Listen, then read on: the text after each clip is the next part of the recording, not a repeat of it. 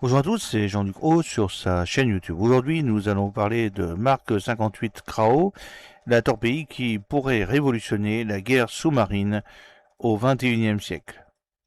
Depuis plus d'un siècle, la torpille constitue l'arme souveraine du combat naval sous-marin.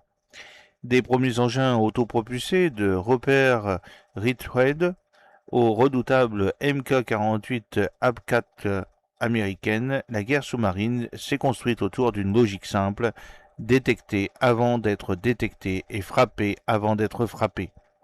Mais l'environnement stratégique contemporain bouleverse profondément cette équation. L'expansion fulgurante de la marine chinoise, la prolifération des sous-marins à propulsion anaérobie, l'apparition des drones sous-marins autonomes, la multiplication des capteurs distribués et l'émergence de menaces hyperconnectées imposent désormais une nouvelle génération d'effecteurs. C'est dans ce contexte que la marine américaine développe l'une des armes les plus ambitieuses de ces dernières décennies, le Mark 58 Krao pour Compact Rapid Attack Weapon. Derrière cet acronyme se cache une véritable révolution doctrinale, une torpille miniature, une arme anti-sous-marine, un intercepteur anti-torpille, un futur effecteur embarqué sur les sous-marins, navires de surface, aéronefs et systèmes autonomes, autrement dit, une arme multidomaine destinée à transformer la guerre navale moderne. Voyons maintenant, dans un premier temps, pourquoi les torpilles actuelles atteignent leurs limites. Les torpilles lourdes modernes, telles que le Mk-48 Attack américaine, représentent des systèmes extrêmement performants. Cependant, elles présentent plusieurs contraintes. Premièrement, leur coût. Une torpille lourde moderne peut dépasser plusieurs millions de dollars. Deuxièmement, leur encombrement. Avec un diamètre standard de 533 mm et une masse dépassant souvent 1,5 tonnes, chaque torpille occupe un volume considérable à bord des sous-marins. Troisièmement, leur nombre limité. Même les puissants sous-marins nucléaires d'attaque de classe Virginia disposent d'un stock embarqué relativement restreint. Or, dans un conflit majeur contre la Chine, dans le Pacifique occidental, les stratèges américains anticipent une saturation potentielle du champ de bataille sous-marin. Des dizaines de sous-marins adverses, des drones sous-marins autonomes, des essaims de capteurs, des torpilles ennemies. Cette densification des menaces impose une augmentation radicale de la profondeur du magasin. En d'autres termes, disposer d'un nombre beaucoup plus important d'effecteurs embarqués. Alors, parlons maintenant de la naissance du programme Krao. Le programme Krao trouve son origine au sein de l'Applied Research Laboratory de la Penn State Applied Research Laboratory. Les chercheurs ont cherché à concevoir une arme beaucoup plus compacte que les torpilles traditionnelles. L'objectif était audacieux: créer une torpille suffisamment petite pour être embarquée en grand nombre, tout en conservant des performances tactiques crédibles. Les premiers démonstrateurs technologiques furent développés sous l'appellation Increment One. Les résultats furent suffisamment prometteurs pour convaincre l'US Navy de poursuivre le programme. C'est alors que RTX Raytheon fut sélectionné afin de prendre en charge l'Increment 2, phase visant à transformer un prototype expérimental en système opérationnel. Alors parlons maintenant de l'anatomie de ce Mark 58 Krao. Le Mark 58 Krao se distingue avant tout par son format extrêmement compact. Son diamètre est d'environ 6,75 pouces, soit environ 171 mm. À titre de comparaison, le Mk-48 533 mm, le Krao 171 mm.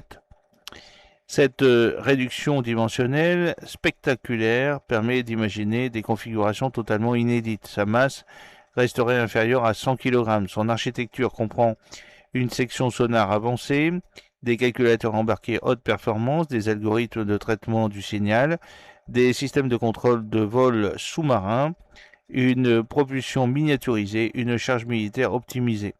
L'ensemble repose sur une électronique de dernière génération permettant une puissance de calcul autrefois réservée aux torpilles lourdes. Alors, parlons maintenant des essais de l'Increment 2. Selon Rayton, les essais en mer doivent valider plusieurs éléments essentiels. Les tests concernent principalement les réseaux sonars, la détection de cibles, la poursuite automatisée, les algorithmes de discrimination et les capacités de guidage terminal. Les ingénieurs cherchent à démontrer que la miniaturisation n'entraîne pas de perte significative de performance tactique. L'un des enjeux majeurs concerne la capacité du système à opérer dans les environnements acoustiques extrêmement complexes. Le Pacifique occidental est notamment caractérisé par des couches thermiques multiples, des zones de forte réverbération, des bruits biologiques importants, une activité maritime dense. Le traitement numérique du signal devient donc un facteur décisif. Parlons maintenant de la propulsion du futur. L'un des aspects les plus fascinants du programme concerne la propulsion. L'US Navy explore actuellement deux solutions. Première option, la propulsion électrique. Cette solution repose sur des batteries de forte densité énergétique, électronique de puissance haute tension, motorisation électrique silencieuse.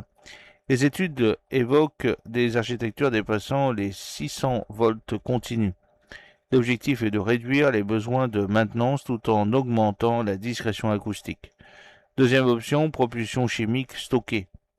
Cette technologie est inspirée du SCEPS, le SCEPS, Stored Chemical Energy Propulsion System. Ce système produit de la vapeur sous pression destinée à entraîner une turbine. Le rendement énergétique est particulièrement élevé. Cette solution offrirait davantage d'autonomie, davantage de vitesse, davantage d'énergie disponible pour les capteurs. Elle pourrait permettre au CRAO d'obtenir des performances surprenantes malgré son faible volume. Alors c'est aussi une torpille anti-torpille. Le concept le plus révolutionnaire du Mark 58 réside probablement dans sa mission défensive. Pendant des décennies, les sous-marins ont essentiellement utilisé des leurres acoustiques, des brouilleurs, des contre-mesures passives. Le CRAO introduit une nouvelle philosophie, la destruction physique de la menace. On parle alors de Hard Kill Anti-Torpedo. Lorsqu'une torpille ennemie est détectée, le système pourrait lancer immédiatement un CRAO chargé d'intercepter l'arme adverse. Cette logique est comparable à celle des systèmes antimissiles modernes. Au lieu d'esquiver, on détruit l'assaillant. Alors le projet Revolver. Notre révolution s'appelle Revolver, officiellement Multi-Vehicle Torpedo Tube Defense System. Son principe est d'une simplicité géniale. Un lance-torpille, un tube lance-torpille standard de 533 mm pourra accueillir non plus une seule arme, mais jusqu'à une douzaine d'ACRAO. Imaginez un sous-marin Virginia. Aujourd'hui, 40 à 50 armes embarquées. Demain, plusieurs centaines d'effecteurs légers. L'augmentation de la profondeur de feu devient considérable. Les stratèges américains y voient une réponse directe à la masse navale chinoise. Dans un conflit prolongé, la quantité devient presque aussi importante que la qualité. Alors c'est une arme pour toute la flotte. L'US Navy envisage désormais un déploiement interarmé. Le CRAO pourrait être utilisé depuis les sous-marins, depuis les destroyers, les frégates, les drones navals, les aéronefs et des plateformes autonomes. Cette approche traduit une évolution doctrinale majeure, créer un effecteur commun, réduire les coûts logistiques, mutualiser les chaînes de production, simplifier la maintenance, augmenter la masse disponible en cas de guerre de haute intensité. Il y a aussi le défi chinois. Pourquoi un tel programme aujourd'hui? Parce que la réponse se trouve dans le Pacifique. La montée en puissance de la People Liberation Army Navy inquiète profondément Washington. La marine chinoise dispose désormais d'une flotte de sous-marins nucléaires, de sous-marins conventionnels modernes, de drones sous-marins et de réseaux de surveillance océanique sophistiqués.